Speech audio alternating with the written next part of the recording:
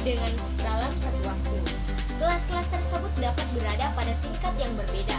Namun, guru mengelola pembelajaran dengan efektif melalui berbagai strategi seperti pembagian waktu, pemanfaatan media pembelajaran, dan metode pengajaran yang tepat. Alasan mengapa dilaksanakan pembelajaran kelas rangkap. Yang pertama yaitu adalah efisiensi guru. Pembelajaran kelas rangkap sering dilakukan di daerah-daerah yang kekurangan tenaga pengajar, sehingga satu guru perlu menangani lebih dari satu kelas sekaligus. Kemudian yang kedua yaitu adalah optimalisasi sumber daya. Dalam situasi di mana jumlah siswa dalam satu kelas terlalu sedikit, menggabungkan kelas bisa menjadi solusi yang paling efektif. Kemudian yang ketiga yaitu penghematan biaya operasional. Di daerah terpencil, pembelajaran kelas rangkap dapat membantu mengurangi kebutuhan infrastruktur yang besar dengan menggunakan satu ruang untuk beberapa kelas. Kemudian selanjutnya yaitu poin keempat, yaitu pemerataan akses pendidikan. Pembelajaran kelas rangkap membantu memastikan bahwa meskipun ada keterbatasan sumber daya, semua siswa tetap mendapatkan akses pendidikan yang layak. Kemudian selanjutnya yaitu ada beberapa strategi mengajar dengan pembelajaran kelas rangkap. Yang pertama yaitu ada pembelajaran mandiri. Guru dapat memberikan tugas yang bisa dikerjakan secara mandiri oleh salah satu kelompok kelas, sementara ia fokus mengajar kelompok yang lain. Kemudian yang kedua yaitu rotasi kelompok. Guru dapat membagi waktu menjadi beberapa sesi, di mana setiap kelompok mendapat perhatian penuh pada waktu yang ditentukan. Kemudian selanjutnya yaitu ketiga, pemanfaatan media pembelajaran.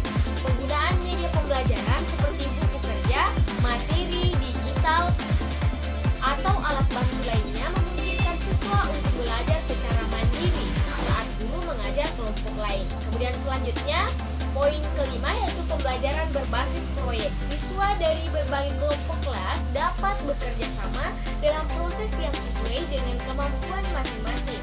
Yang terakhir yaitu diferensiasi pengajaran.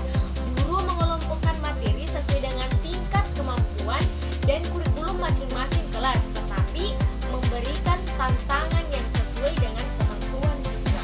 Sebelumnya juga pernah diajarkan tentang bagaimana cara membuat rancangan pembelajaran kelas rangkap yang dimana terdiri dari identitas sekolah, tujuan pembelajaran, materi, model pembelajaran, dan kegiatan pembelajaran.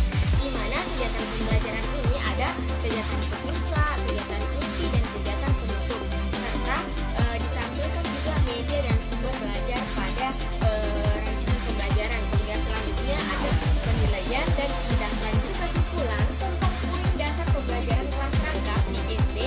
Yang pertama yaitu adalah efisiensi sumber daya. Pembelajaran kelas rangkap diterapkan untuk mengoptimalkan keterbatasan sumber daya seperti guru dan ruang kelas, terutama di daerah terpencil. Satu guru dapat mengajar beberapa tingkatan kelas secara bersamaan. Kemudian yang kedua yaitu adalah pengembangan kemandirian siswa. Kelas rangkap mendorong siswa untuk lebih mandiri dalam belajar. Siswa yang lebih tua atau lebih mampu sering membantu siswa yang lebih muda. Jadi di sini dia bisa memperkuat keterampilan kolaboratif dan kepemimpinannya.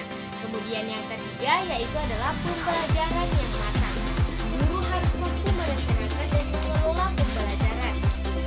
Di mana di sini dalam pengelolaan pembelajaran itu memastikan bahwa materi yang diberikan dapat memenuhi kebutuhan siswa dari tingkat yang berbeda dalam satu waktu. Kemudian yang keempat yaitu adalah penggunaan speaker pembelajaran yang fleksibel.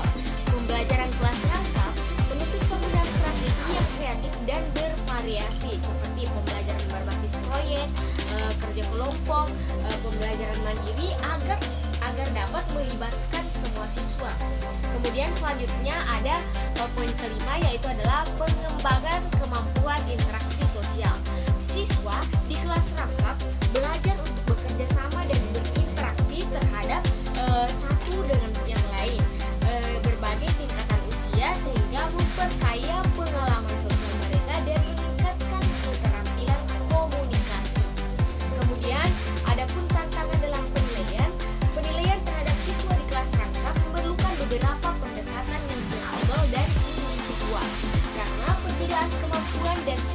perkembangan siswa dalam satu kelas harus diperhatikan.